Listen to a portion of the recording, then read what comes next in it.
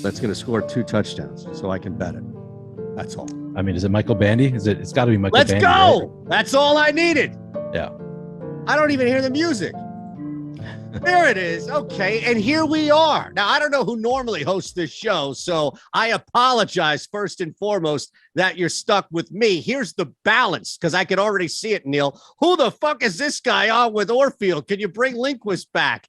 That's Neil. That's the most important thing going on right now is this man's brain, and we are going to dive as deep as we possibly can over the next hour. Tyler is here producing, but the three of us can't do this without you out there. So we appreciate you getting ready for tonight's showdown. Tonight, big game between the Chargers and the Niners here on Stokastic. So if you can, just hit the thumbs up button, subscribe, and tell the world that too. You see stragglers coming in like 30 minutes from now. Just remind them. What's up, my man? How you doing? Big win for you guys today, huh? How about that? Another miracle in mini, although this was in Buffalo. This was in Buffalo. That was one of the best games I've ever watched. That was so fun watching that game at the end. And it was so brutal when, Kirk Cousins, I thought he had scored a touchdown, and then sure enough, he was short. And then the turnaround with Josh Allen fumbling it in the end zone. That was incredible. I can't complain about that game. That went about as well as it could have. I did think that Gabe Davis in overtime, or no, not in overtime, in the fourth quarter, getting there, right? Getting to overtime. He clearly dropped it. I was like, why are they not reviewing this right now? They clearly need to. So I was going to be pissed, but it all worked out in the end. So yeah, pretty happy with that one. Not bad. Now I had Minnesota, 2 units on Minnesota at 7.5 at the start of the week, because we knew that line was going to dip, and I had Buffalo -3. So I had the middle. I actually put that text kiss of death, because I put the text out on the Discord right before Josh Allen fumbled that game away in the end zone, saying, hey, if you paid attention to me earlier in the week. Exactly. And then I see Rinpack like ... and others typing, and I'm like, oh shit. All right, so we have tonight, my friend, and we'll start with some strategy. We'll look at this from a DFS standpoint, but I'm always curious where you stand just overall as far as how you see the game play out. Do you like maybe an upset brewing here? You think this is a slam dunk for the Niners, or maybe is this closer to like eking one out and the Chargers will still cover that pretty monster 7.5 point line? Is it really a 7.5 point line? Yes, Yeah, I would guess that the Chargers cover. I feel like the Chargers they can beat any team in the league. I think they're good enough offensively to stick with any team in the league. Justin Herbert kind of disappointing so far this year. But I don't think that San Francisco should be a 7.5. I mean, obviously Vegas knows better than I do, so they clearly should be. But no, I think the Chargers keep it closer. Wow, notorious. I think cover the spread. Leprey's already slam dunk. Chargers stink. I think I'm more with you though, Neil. Where what does Leprey know? Nothing. He's just a kid. Kitty. Exactly. He's a Dolphins fan. What could he know? Yeah, right. Seriously, it's way too much sun and everything down there in South Beach. All right, so you like the Chargers just to cover, but maybe not win outright, or you kind of hovering towards that? I like them to cover. Okay. I mean, it's a thin margin. I might as well, as long as I'm saying they're going to cover, I might as well just say they're going to win outright. I'm just curious. I have less confidence in that, but yeah, let's say the Chargers are going to win this one. Okay. I love it, man. I love it. So Christian Watson scored a third TD. I'm just seeing this in chat. That's infuriating because I was very much on Dak and Cowboy stacks. Yeah. And of course, I don't think I have any Christian Watson though, so that's not helping me. No, it's not helping me either. To be fair, Dallas not winning this game is not helping me. Even winning by a field goal is not going to help me. So yeah, we'll keep you updated on that. I believe that's the only thing going on left, right? Rams game is final. So no, we still have that as well. That field goal for Arizona. So anything changes, anything crazy, but yeah, Watson with 3. My goodness. All right, let's look at tonight. Strategy for tonight. And as always, Neil, you can cater it to this game. Injuries, you're trying to look around that clearly for the Chargers. So not every showdown strategy is built equal, and therefore not every strategy you will apply will be equal. So what bends, what shifts, what's a little different for you tonight when you normally go into a showdown with this specific game? I mean, I think that this is a game where both running backs can be used as pass catchers. So I often talk about, like, if you're playing a quarterback and he's not a great rushing quarterback in the captain spot, I generally want at least 2 pass catchers with him in the flex. Sometimes if you're playing 150 lineups, I might play just 1 in some scenarios, but typically if you're playing a quarterback in the captain spot, want multiple pass catchers in the flex. And in this case, obviously Austin Ekeler and Christian McCaffrey can be included among those pass catchers to follow that general logic. So if you're playing Herbert in the captain spot, I probably would prefer to have multiple 2 Chargers pass catchers in the flex, and that can include Austin Ekeler, and then same thing, Jimmy Garoppolo in the captain spot. I'd like to have 2 pass catchers, and that can include Christian McCaffrey. And both of these quarterbacks, neither of them are good enough rushers that I'd play them in the flex either without at least 1 pass catcher somewhere in the lineup. Justin Herbert, last year did rush for 300 yards and 3 touchdowns, showed some upside there, but I think that he's been playing a little bit hurt this year, and he's only rushed for 51 total yards this year. So regardless of where you're playing these quarterbacks, I would say play them with a pass catcher somewhere in the lineup, and preferably 2 if they're in the captain spot. Other than that, man, what is different about this versus other? I mean, I think you can leave some salary on the table. We're missing again all of the primary pass catchers for the primary receivers. We're missing both Keenan Allen and Mike Williams. It is a little bit tough because now Josh Palmer is priced up a little bit, so you're gonna have to get into DeAndre Carter and Michael Bandy. I know Bandy is still cheap, but what's actually? Let me double check Carter's at 5,400. So I think that you can leave a little bit of salary on it is actually I said that it was an easy one to leave salary on the table. I'm actually kind of second guessing myself there because I'm looking at everybody else. There's really just that one. Bandy is the one. Yep. Great option where you're leaving salary on the table. Other than Bandy, it is a little bit questionable. All of these guys. I mean, I'm going to be leaving salary on the table regardless because I usually do, but there aren't a ton of great value options here, so it's a little bit tougher. No, and just looking because I know where you're looking as well, specifically trying to gain some leverage, and difficult as it can be on a showdown slate here, but just looking at where we have projected leverage for the captain spot, it speaks exactly as you laid out, where the only guy that really pops, I mean, outside the 2 kickers, so we can talk about that as far as Gould and Dicker, the kicker, now involved in this scenario, but it's basically Bandy and Jimmy Garoppolo as the position players that are catching that positive leverage in the captain spot. So this is really one of two extreme opposite ways you can go, right? You can build around that low cost option in Bandy. And look, I asked you before the show, I said, all right, we're going to need to build a couple of punts that can score some touchdowns. You didn't even hesitate. You said Michael Bandy, and I already bet Michael Bandy anytime plus 550 and 2 touchdowns at plus 8,000. All right. So there you have it, Neil Orfield. I'm locked into the Bandy train. Yeah, so let me be clear about something. It's not that I'm confident in Michael Bandy scoring multiple touchdowns today. But if you're going to bet, you asked me for somebody from this game. Yes. Michael Bandy played 80% of snaps in the last game for the Chargers, just behind DeAndre Carter, and he is, the one cheap guy who I think has a real shot at playing significant role here. I guess Juwan Jennings to some extent. He's only 600. You could include Juwan Jennings if you wanted to play another cheap guy who could potentially have that opportunity. It seems pretty unlikely though, just with so many great players ahead of him on San Francisco. I would rather make the bet on Michael Bandy than Juwan Jennings, but probably among the cheap guys, Juwan Jennings would be the second place I go. Ray McCloud did play 50% of snaps last week, but that was with Juwan Jennings out. I think that typically when Juwan Jennings has been in, he has played a bigger role than Ray McCloud. So I'd expect him to jump back ahead of McCloud on the depth chart. I don't think it's a sure thing, but that'd be my expectation. And Jimmy G would be the opposite side of that, right? Where you're clearly going to be spending up for this option in your captain spot. We have him rated for a good night. It's just a matter of, is he going to outperform what you're in turn paying up for that captain spot? But it goes back to really only 3 guys that we have projected right now over the positive leverage of a 2 score. And I mentioned Gould as one of them, and then it's Bandy at the top. So Jimmy G is like, you're basically like your sure thing, if you will, where you're spending up at the very least for that captain spot. But there's also risk involved there because Jimmy Garoppolo. Yeah, for sure. As you said, Jimmy Garoppolo looks phenomenal in the single game tool. 11% projected ownership in the captain spot, 13.5% chance of being the optimal captain. And then positive leverage also in the util spot, 43% projected ownership, 49% chance of being optimal. So we have, very positive leverage on Jimmy Garoppolo. I'm going there. I'm with you. I don't feel safe playing Jimmy Garoppolo. It certainly is not my favorite place.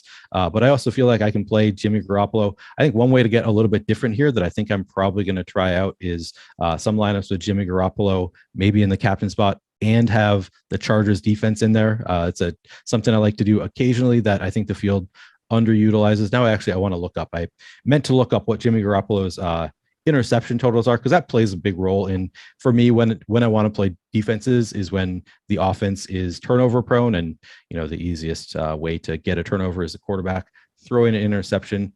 So it looks like Jimmy has thrown 4 interceptions through 8 games. So not extremely through seven games played. So not extremely turnover prone, but can turn the ball over. Chargers defense does not project all that well. So I think one way to get a little bit different, if you're playing Jimmy Garoppolo in the captain spot, you could throw the Chargers defense in there. But in general, I think Jimmy Garoppolo looks great in the captain spot. Obviously, I'm not saying to always play the Chargers defense with him, but in some lineups. But you can pair Jimmy with so many different receiving options. I think Deebo Samuel with Christian McCaffrey in town is going to be primarily playing more just as a receiver. He's not going to be used as a running back quite so much. So obviously, you can use Deebo, Ayuk, Kittle, McCaffrey. You could throw in a Juwan Jennings if you need to save some salary, or Ray McCloud if you want. I think there's a lot of ways you can make it work. Jay on the super chat, Elijah Mitchell. Now you're looking at a guy who could be, we talked about Bandy, right? So we'll just look at Elijah Mitchell in the captain capacity, and also anybody else in the backdrop. I know we're going to talk a little bit more about the other quarterback involved in this, but just looking at from a captain standpoint, the super chat asking about Elijah Mitchell, and maybe if there was another punt or just lower cost option, maybe it's Trey McKitty. I don't know. Yeah, so it's sort of interesting. I think that it's really a nobody knows kind of spot with Elijah Mitchell, because we haven't seen Elijah Mitchell play a game with Christian McCaffrey. I mean, Elijah Mitchell had been the primary back for San Francisco. Clearly, he's not going to be the primary back with Christian McCaffrey in town. So we just don't know what kind of a split. Like, is he going to be just a straight up, like a 5 carries a game kind of guy with Christian McCaffrey in town? Is he going to be, I don't really know what to expect from Elijah Mitchell. So it really comes down to his projected ownership and salary. And currently, let's see, we have Elijah Mitchell at, so he's 200. He's the minimum. We have him projected fairly well and for under 10% ownership. So I guess ultimately I would say I like it. I like playing some Elijah Mitchell. I do think that he's a talented running back. And then looking at the single game tool, it looks like we don't actually have anything for Elijah Mitchell. If I'm reading this right, I'm going to refresh here, but we don't have data for Elijah Mitchell in the single game tool. So flex data. Let's see. I'm looking here. We got some blank columns here. Yep. Now all I have is just the standard deviation and his value. Yep. Right. And a top percent. I mean, he's got a 2% chance of being in the top. Right.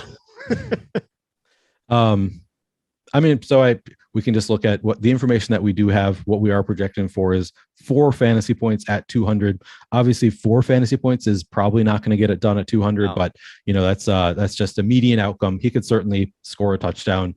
Maybe they get him involved in his first game back. I think that he's a play that he'll be in a good number of my lineups. I'm not extremely confident in it, but at 200, I do think that he is going to be. I mean, they released Tevin Coleman. Tyrion Davis-Price is not active for this game. So really, he is the pretty clear number 2. Obviously, Kyle Juszczyk also gets involved, but I like Eli. I think I like Eli Mitchell at 200. Projects well enough that I think that he has an upside. Is there any? And we'll talk about them from a flex standpoint. And there's significant value of sneaking a guy in at 300, 3,000, whatever that may be. But just one more look over. If there's an even better option that you see as far as a cheaper option than a guy like Michael Bandy, and leverage aside, because you're probably not going to gain much. I mean, you're barely gaining any leverage with guys like Trey McKitty or Jawan Jennings, but there may be some Ray. There may be something there with somebody else that's just worth a mention, Neil, that maybe crossed your radar that you thought, I'm building 50 lineups. I'm definitely going to put this guy in as, I'm going to get to him a couple of times over. Just interesting plays, interesting low-owned plays is what you're asking for? Yeah, as a captain. Oh, as a captain. Oh, yep. Interesting. Yeah, just before we move into looking at Herbert and bouncing around, just wanted to make sure that there wasn't any other lower owned or just lower cost options, punts that we can play for captains that just crossed your radar. If not, then we'll move on. Yeah, you mentioned Michael Bandy looks great in the single game tool. 4.5% projected captain ownership, 7.7% optimal. George Kittle actually looks a little bit low owned, 6% to 6.9% optimal. As far as actual punt options, Trey McKitty looks okay. Yeah, it's going to be like McKitty or Jennings.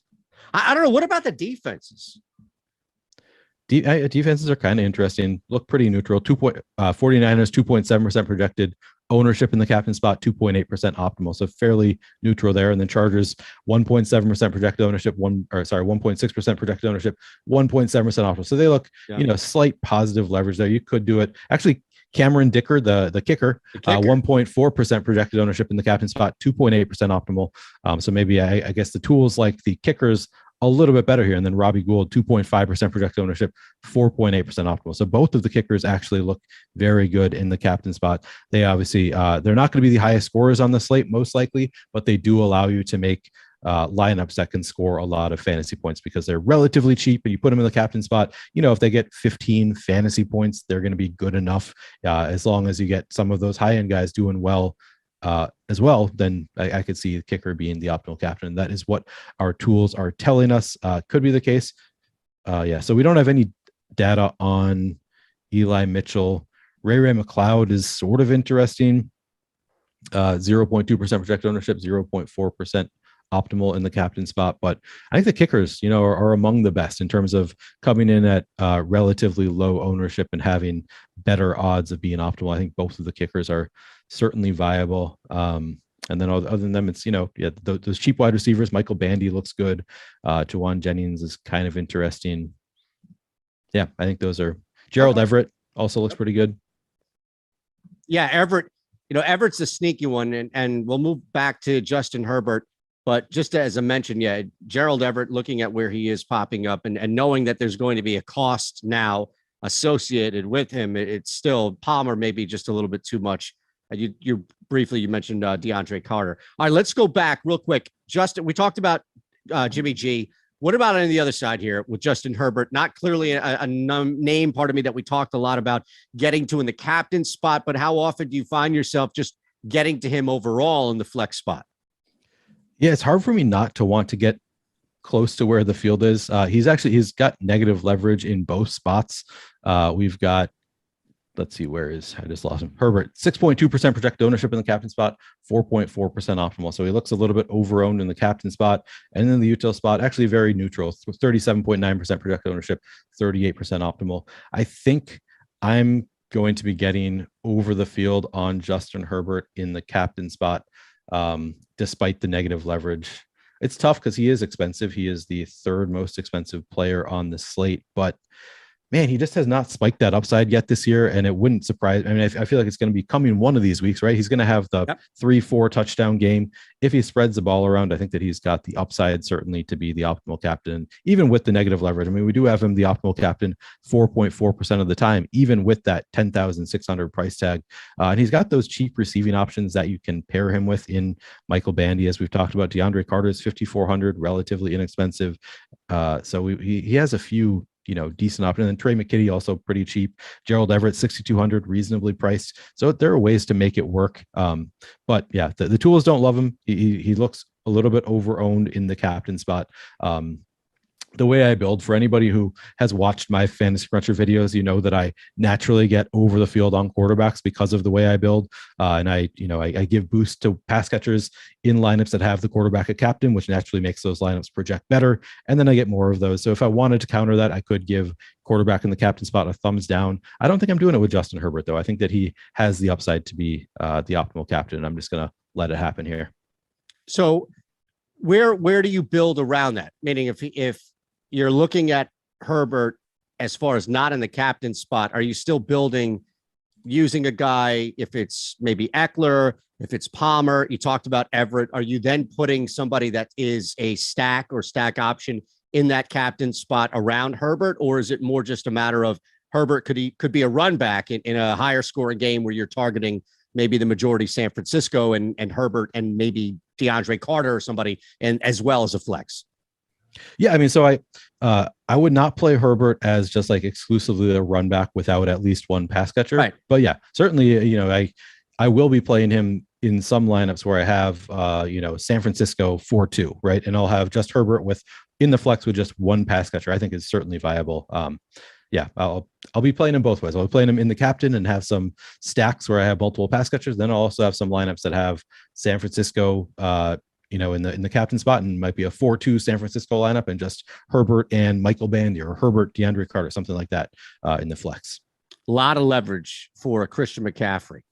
So if you're willing to spend, if you're willing to build around, at least financially here, you're not even getting, granted, you're getting the 55% ownership we have projected, which is a lot. It's more than anybody here in the field. But again, the leverage comes with just how well he's projected. He's projected to do even better than that to the field. So you're getting a lot of leverage here with McCaffrey. I guess the only deterrent might be what you're spending at this point, right? If that is a deterrent in the showdown.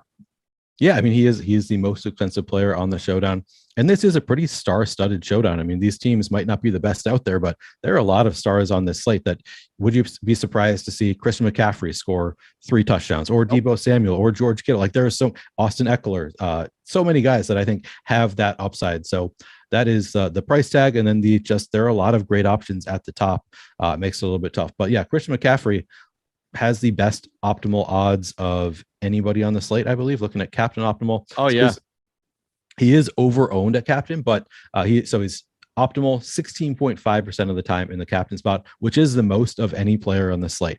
He is also over-owned because we have him projected for 22.7% ownership in the captain spot. So he looks over-owned in the captain spot, but at the same time, he looks under-owned in the utility, 55% projected ownership, 63% chance of being optimal. You got to love Christian McCaffrey in a matchup with this Chargers defense and being so involved in both the passing game and the running game.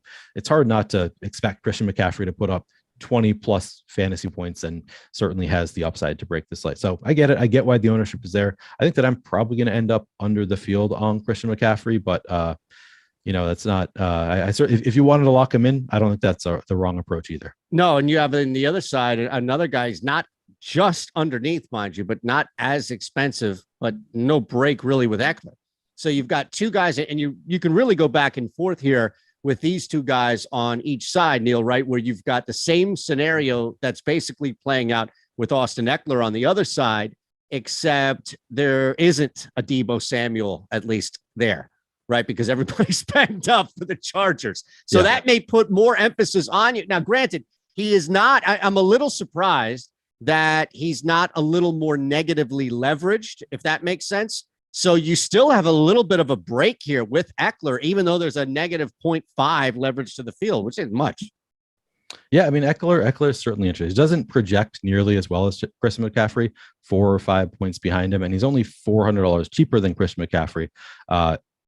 We have, as you said, negative leverage in the captain spot, 11.2% projected ownership on Ekeler, 4.7% chance of being optimal. So pretty massive negative leverage in the captain spot. And then in the util, very neutral, 38.6% projected ownership, 38.1% chance of being optimal.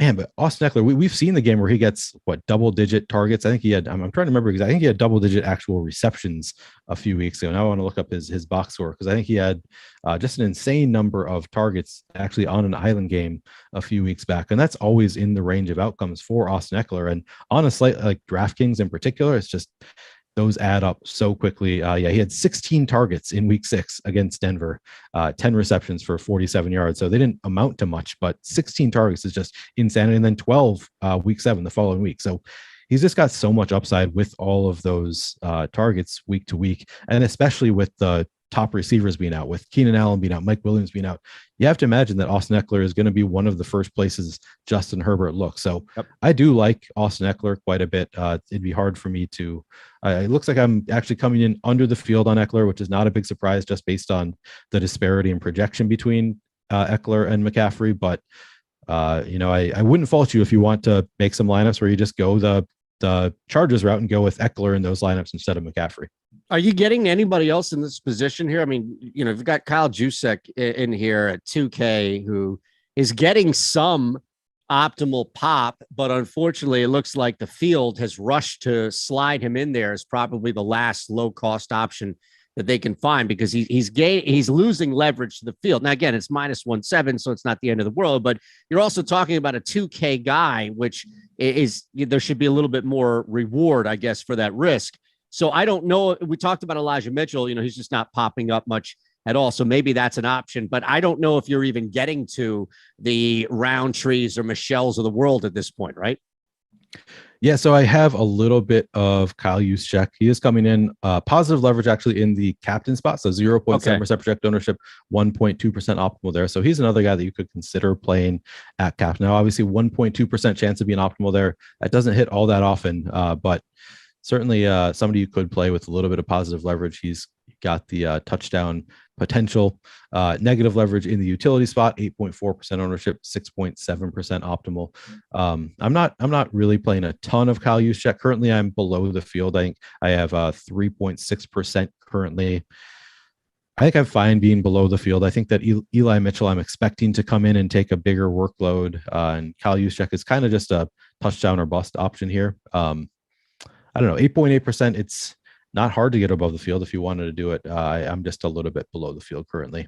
By the way, that taking line. a song. Oh, okay. I'm sorry. Go ahead. No, what were you saying at the end? Oh, just that I'm not trying to really take a strong stance one way or the other on Kyle Juszczyk. I understand the play, but the 8.8% projected ownership, I don't feel like I need to be getting above that. All right, so we'll move to the wideout spot here. By the way, that line's now has moved to 8.5, and I took it.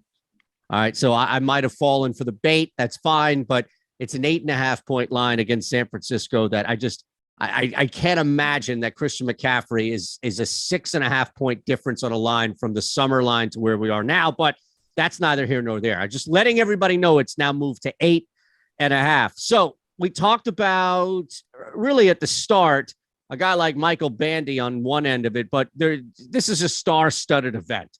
right? So Bandy can sneak in, and I'm more than happy with him doing that a couple of times over. But this is really just about, Neil, how you're getting to Deebo Samuel, I think, first and foremost, and then looking at other guys. If it's Josh Palmer, I know we have the tight end position saved for George Kittle, but I would imagine that the three guys you're trying to balance here are going to be Deebo, Ayuk, and then on the other side, it's going to be what you could do with Josh Palmer, and then maybe to a lesser extent, a DeAndre Carter. Yeah, I mean, I like all of these guys to some extent. These are the guys who are going to be most involved. Actually, I just want to amend one thing. I just noticed that Juszczyk has been targeted 4 times in each of the past 2 games. So maybe he's a little bit more viable 4 times, and then he's gotten over 30 receiving yards. You throw a touchdown in there, and he's actually maybe a little bit better than a touchdown or bust option. Maybe he has a little bit of upside for, a couple more targets and 10 more yards. Maybe he's slightly better than I'm giving him credit for. So maybe I do understand the ownership. I don't know if I'll still get above that 8.8%. I still think that's probably about right where it should be, but sort of interesting. His stats have been better than I thought they were recently. The line is 8.5 receiving yards, just so you know. Is it really 8.5? Yeah, I'm a little surprised that, because you mentioned he's been targeted 4 times. Now, it could be because Eli Mitchell is coming back. Yes. That could be the difference there. So it's smart man. It's a spot where it's hard to know what to expect. Like, we just don't know what Juszczyk's, but he's going to be in the game. He's the fullback. So yeah, it's interesting. I think that Kyle Juszczyk is interesting. But yeah, we can move over to wide receiver. Yeah. So the primary guys, the guys that you're, going to have the most likely to hit guys are obviously Deebo and Ayuk, and then Palmer and Carter. And then I think I would throw Michael Bandy into that mix as well. I mean, he's cheaper, but Bandy played 80% of snaps last week.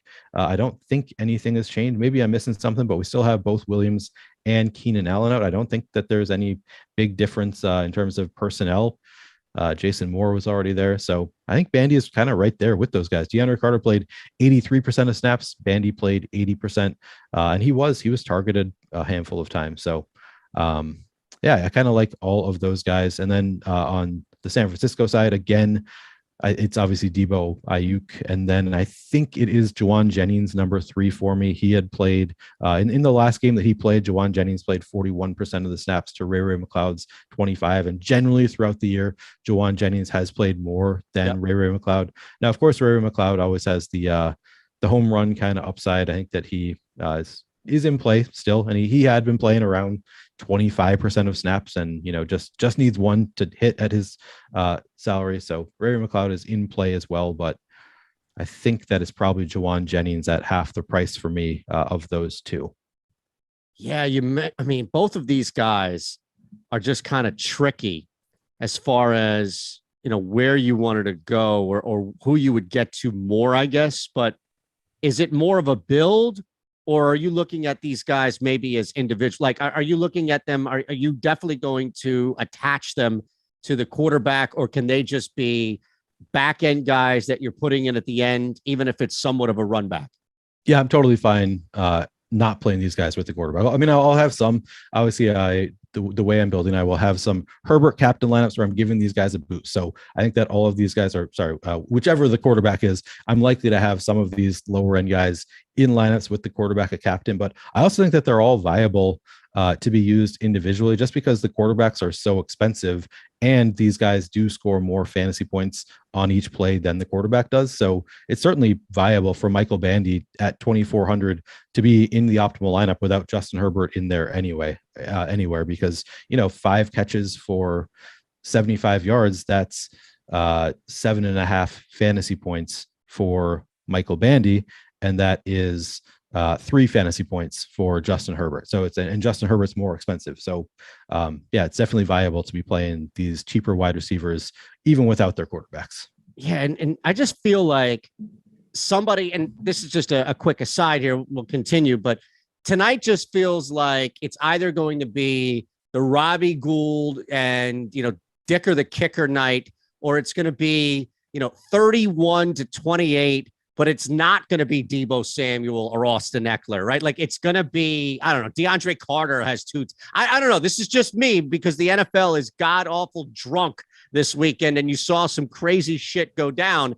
But you've mentioned this a couple of times, and that's kind of how I felt all day, which is I'm excited for this football game because of the big names, because there's some marquee stardom on both sides of it. And wouldn't it be something for Jawan Jennings to have 2 touchdowns here and lead the night? So I'm with you where I think that this is not straining by any means to try and find that 1 or 2 gem that can really blow up, because I think there's a game script that allows for that.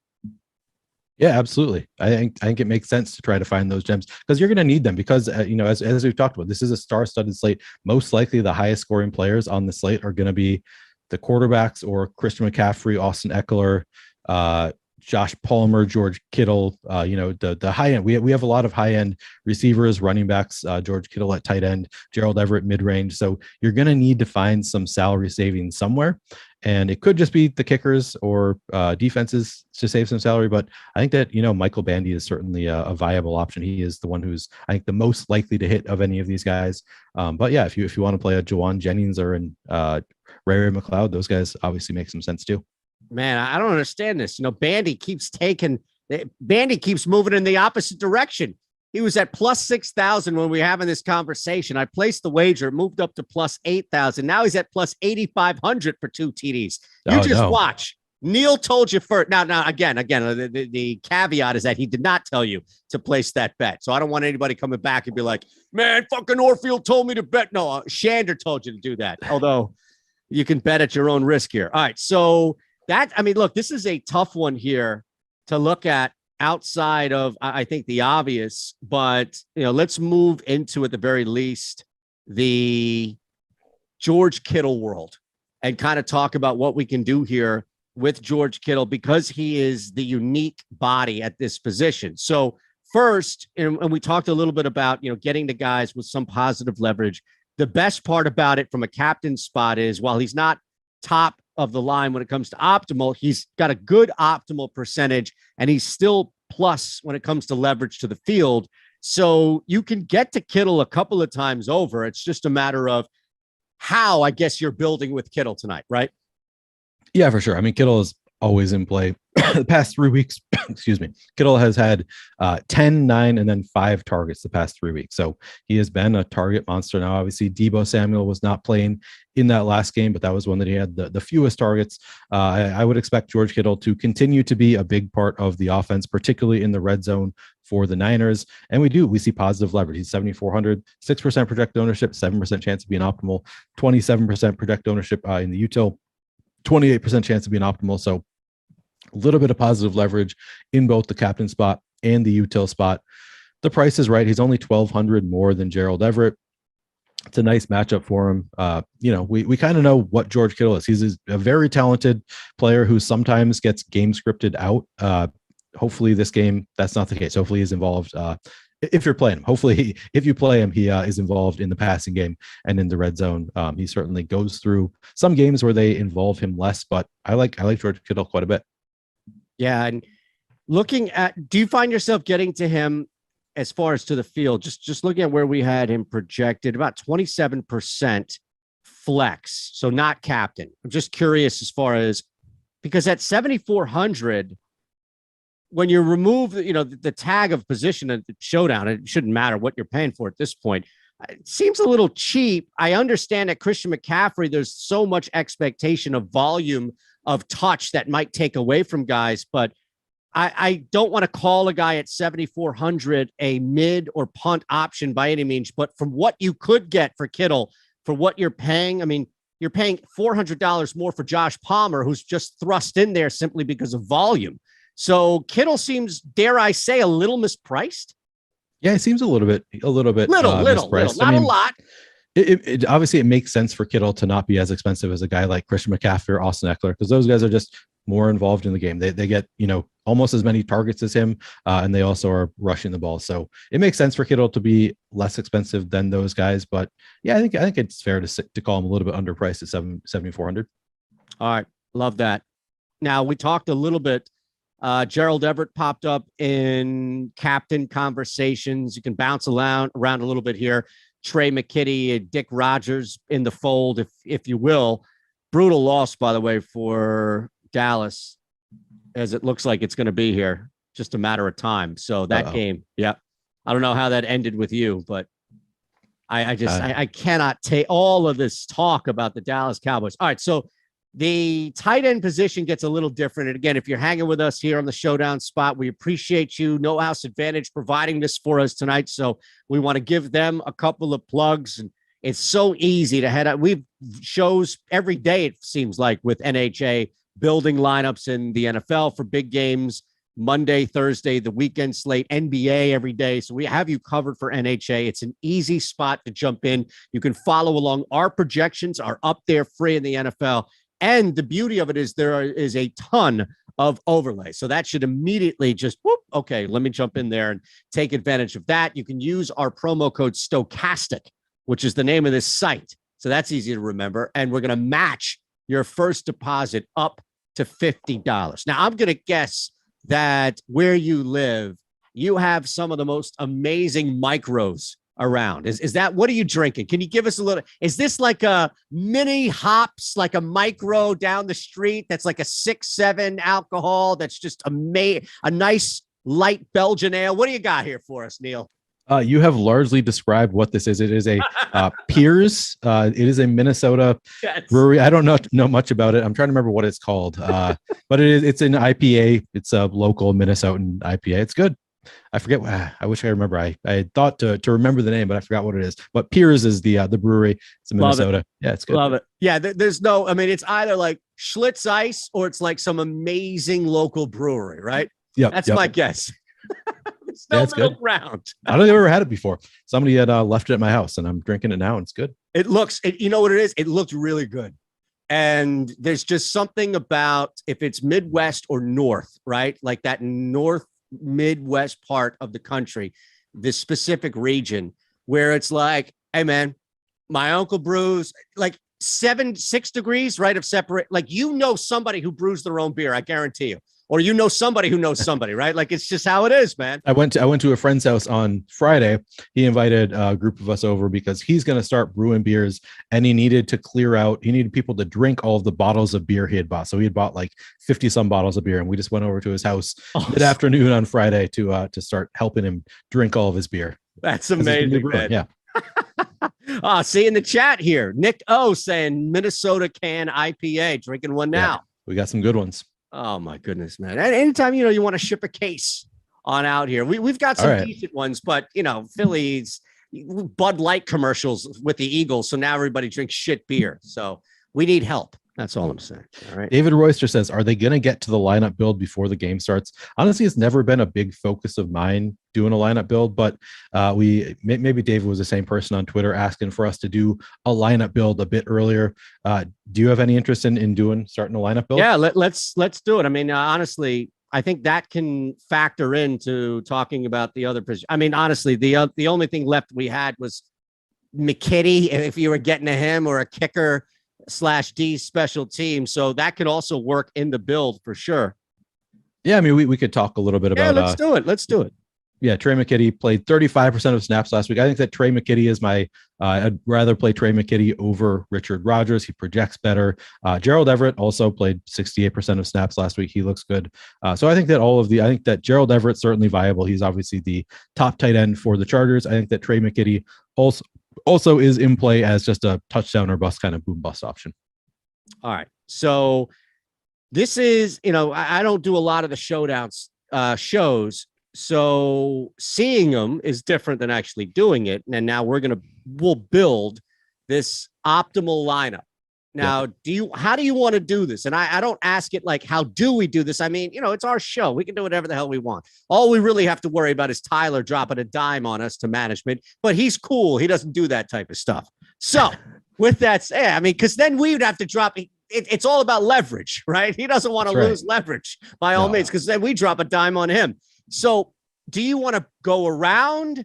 Do you want to go back and forth? Should we do we dare involve the chat and build a couple of lineups where it's you, me, and then we go to the chat? Or do we just stay with you and build the Neil Orfield optimal lineup?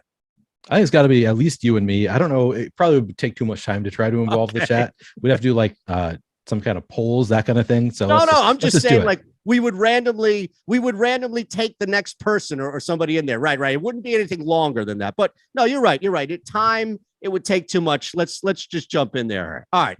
So close your eyes. You hear MVP, you hear captain, you hear Sunday Night Football. What's the first name that pops out of your head? Listen, Eytan, I don't do anything with my eyes closed. I look right at the top single game plays tool when I'm making my lineups. Nothing with my eyes closed. Come on. Let's go with driving, maybe every now and again, right? Well, yeah, I drive with my eyes closed, of course. Let's see here. I think I'd like to start with Josh Palmer. Wow. I like that a lot. That was not what I expected from our earlier conversation.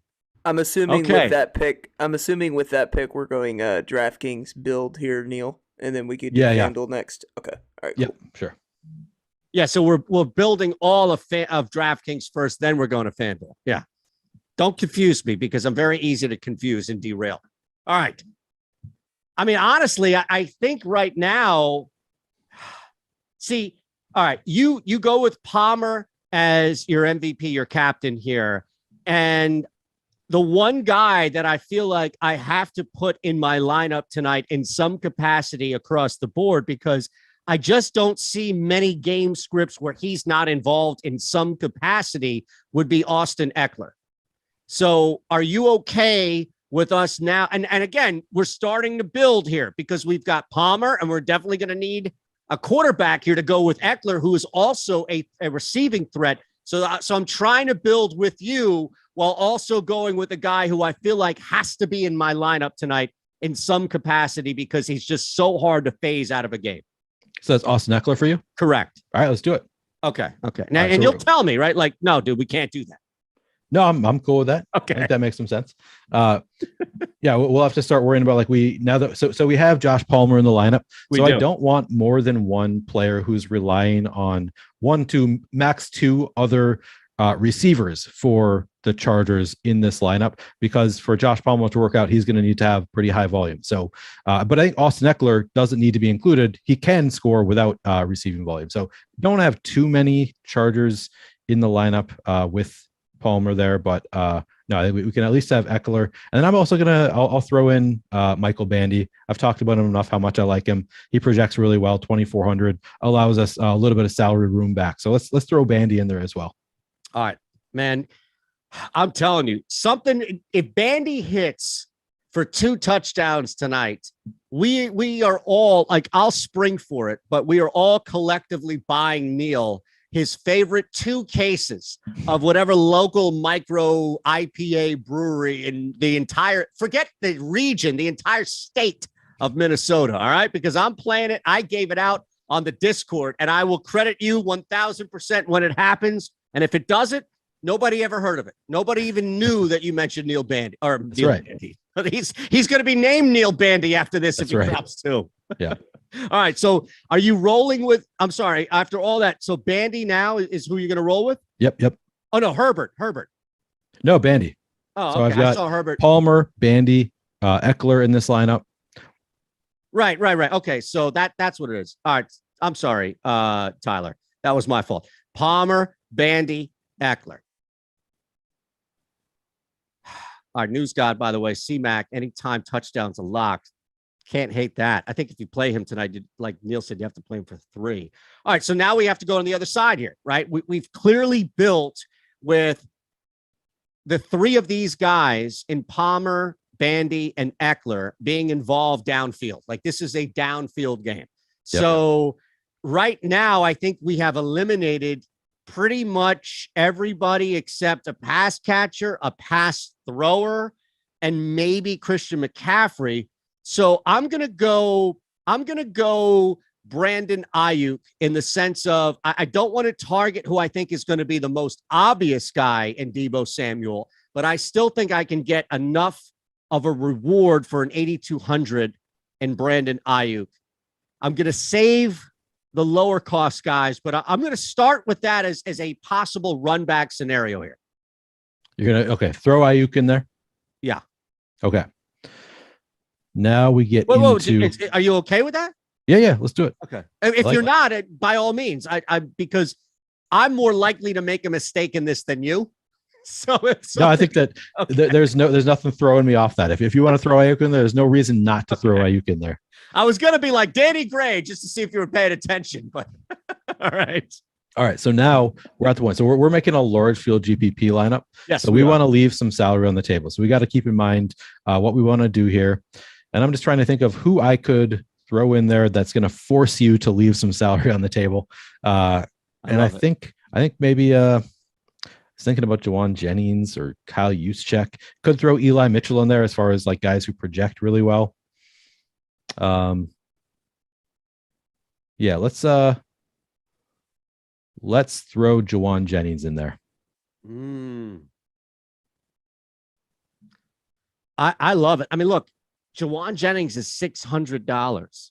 Yeah. And you would think that productivity wise, he should probably be in that same Ray McLeod range. Right. So I love it. I think you have found, and we talked about JJ for a brief second with the wide receiver, but position, I think you have found the best punt option on the board here, right? Like if you're going to a guy who is 1,200 or less, if you wanted to use that as the cutoff here, I don't think you can find a different one. All right, so now you're forcing me. We have 15-9 left on the board. I'm not just going to race to a Jimmy Garoppolo because I don't think that makes – well, here's the thing. I'm not going to just, I would say, race to Jimmy G. We do have him. Technically, we could pair him with both Ayuk and Jennings. So I'll throw this out because it's my pick and it's the last pick, but I don't want to slam the door on this. So I'll throw two names out at you and let's try to reason it through. Does that make sense? Sure. The first one I think is the obvious in Jimmy G. All right. You're still leaving about 6,100 on the board. And I feel like we're playing a card game like spades or something where we're teammates and you set me up for this. And it's my job to slam the door here where you left it with enough salary for Jimmy G. So that's the obvious one. Now, if we wanted to go a little counter here, could we go George Kittle, or is that too aggressive on the San Fran side or just in general without having at least one quarterback on the board? So I think I would be disinclined to go to George Kittle because we already have multiple pass catchers from San Francisco. So it'd be tough. Then we'd have three primary pass catchers without the quarterback. Becomes just it's fine. But I don't think that we need to go to George Kittle. I guess we have enough salary. Even if we play Christian McCaffrey in this lineup, we're leaving a ton of salary on the table. If we play Jimmy Garoppolo in this lineup, we're leaving a ton of salary on the table. So I don't feel the need to go all the way down to George Kittle. For me, it would come down to McCaffrey or Justin Herbert or Jimmy Garoppolo are the three options I'd think about here. Got it. Okay. So we'll leave Jimmy G in here. And I've got to be honest, that's a pretty nice looking, like you could set that up. You can send that out on the town tonight. It's a great lineup. Yeah. Leaving 6,100 on the table. I think it works. And that's more salary than I force my fantasy cruncher to leave on the table. I'm rarely telling it, except for games where it's like, oh, the starters are going to play just the first half. Then I might leave a ton of salary on the table. Usually I'm not forcing it to leave this much salary on the table, but I still do land on some lineups that do leave this kind of salary on the table just because of they project well enough and leave some. So yeah, I think that works. It'll certainly be unique. Not a lot of people will have that lineup. And I think that it could plausibly win. And just to be sure, we're talking last guy in was Jimmy G, not C-Mac? Yep. Okay. Yep. Okay.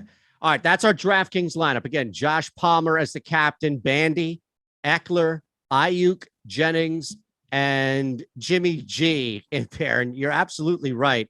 Leaving that amount of salary on the table there is definitely going to force some good leverage, I would think, to the field as well. So we have a pretty damn good lineup. Now we can switch over to FanDuel and build from there. So again, when we talk about the MVP spot, it's a similar situation here. We're just looking at, what we have available for it. So looking tonight, specifically for this slate, where do you begin with your MVP part of it?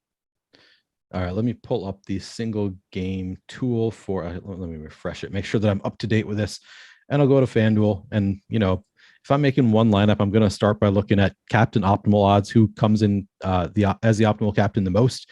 And the highest on FanDuel is Jimmy Garoppolo, and we have positive leverage on Garoppolo. We actually have Garoppolo, the optimal captain, more frequently than Christian McCaffrey on FanDuel, and yet Garoppolo is coming in at 13% ownership, Christian McCaffrey at 32%. So just looking at the tools, it's pretty clearly for me Jimmy Garoppolo, followed by probably Justin Herbert, and then Christian McCaffrey or Deebo Samuel or somebody. So let's start with Jimmy G at captain. All right, I love that. So can I ask a question before I give you an answer? Because he's not the first guy I want to go to, but we didn't mention him in the last build. And I do wonder if FanDuel, there is an opportunity because he is the third highest optimal, and I am getting a lot of leverage with him and Justin Herbert. So now, actually that's MVP. Let me get back to the flex. I'm sorry, I wasn't there with him. He's still, the leverage isn't there as much, but he's still popping. Yeah, he's still popping as far as in optimal, and you're still getting a little leverage here. So the question would be, how adverse would you be to, in the FanDuel build, getting to Justin Herbert? In the MVP spot or in the flex? Or now we're in flex, right? Yeah, so I like it. Yeah, on FanDuel in particular, there's no, it's just half point per reception, so it's easier to get to quarterbacks here. Now, in general, I still would prefer to pair each one of these guys with at least one pass catcher.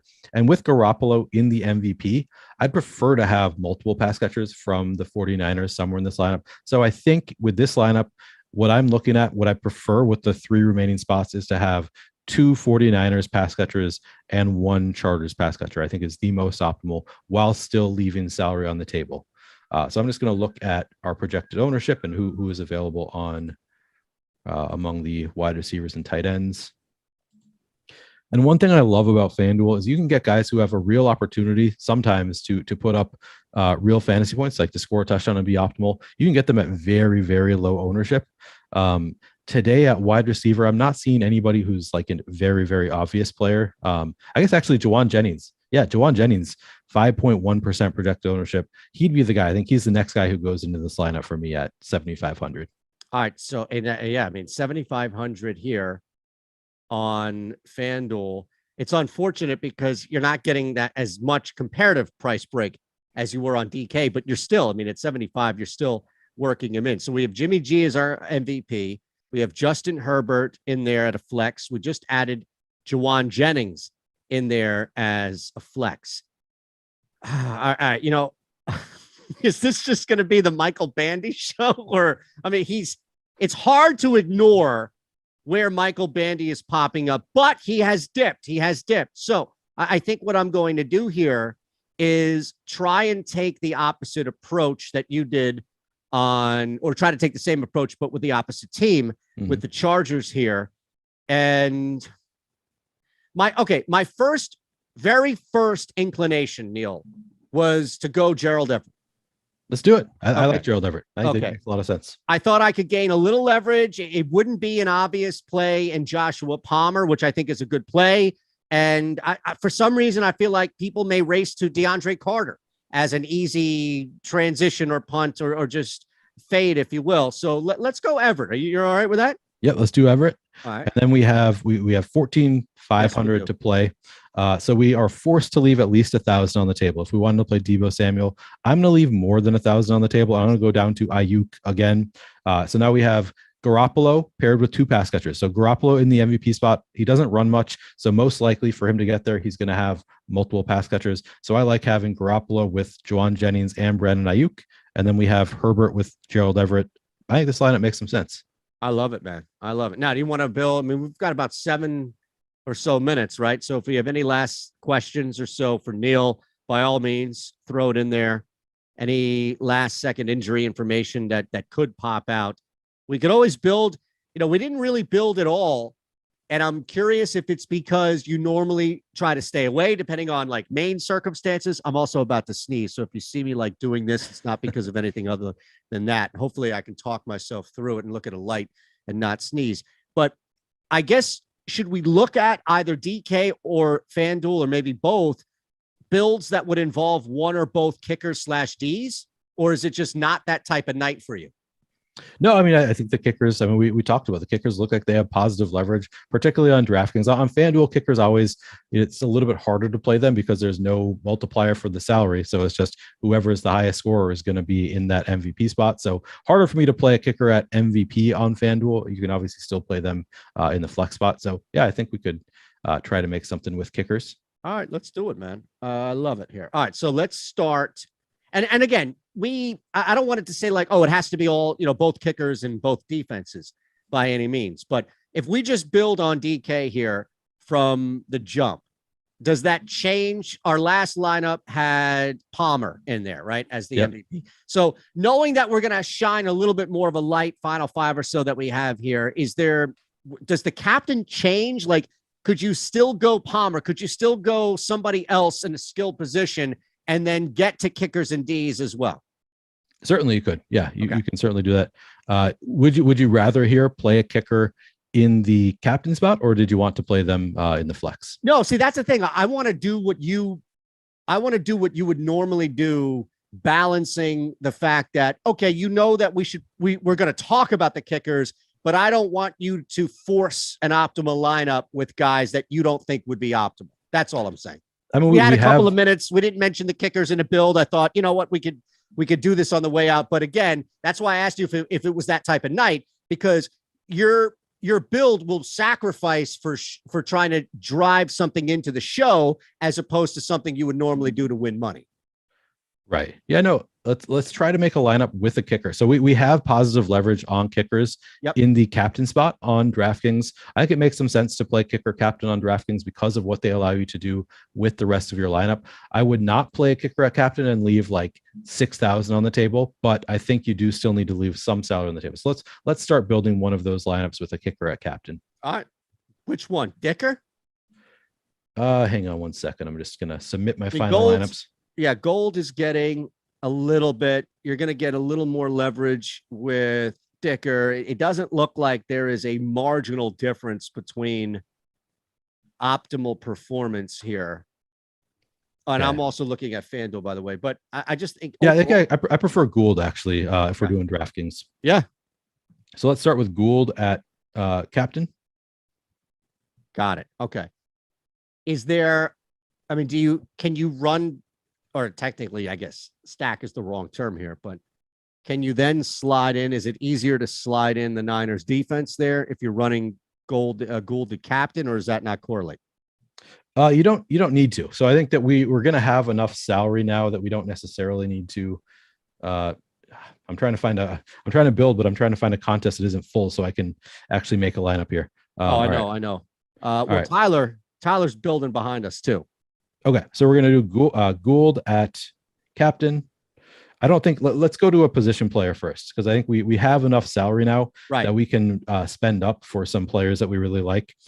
So maybe a Christian McCaffrey. I don't think we've had Christian McCaffrey, and I think he looks really good tonight. What do you think about that? I love it.